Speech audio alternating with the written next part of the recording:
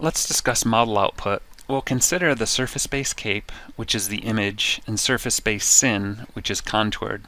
Upper left panel is the HER, upper right panel is the RAP, lower left panel is the GFS, and lower right panel is the NAM.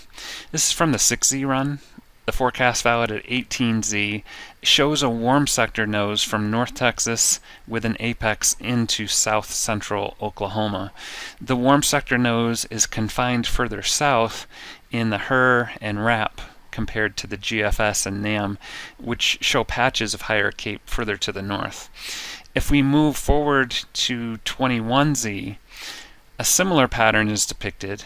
So the questions appear to be, how far north will the higher cape exist?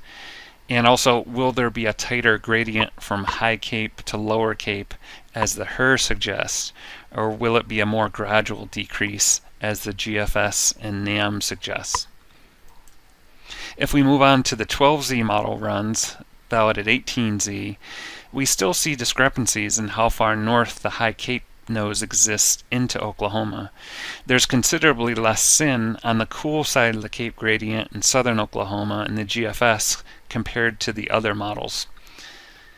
By 21Z, generally the Cape values further north are less than the 6Z run, but the sin values vary substantially with the GFS, RAP, and to a lesser extent the HER, depicting relatively small values of sin across the Cape gradient in southern Oklahoma. Contrast that with the NAM, which shows a much larger gradient in sin as magnitudes increase significantly on the cool side of the Cape gradient in southern Oklahoma. Our questions for the sin are, what will be the magnitude of the sin on the cool side of the Cape gradient? And also, how sharp will the sin gradient be?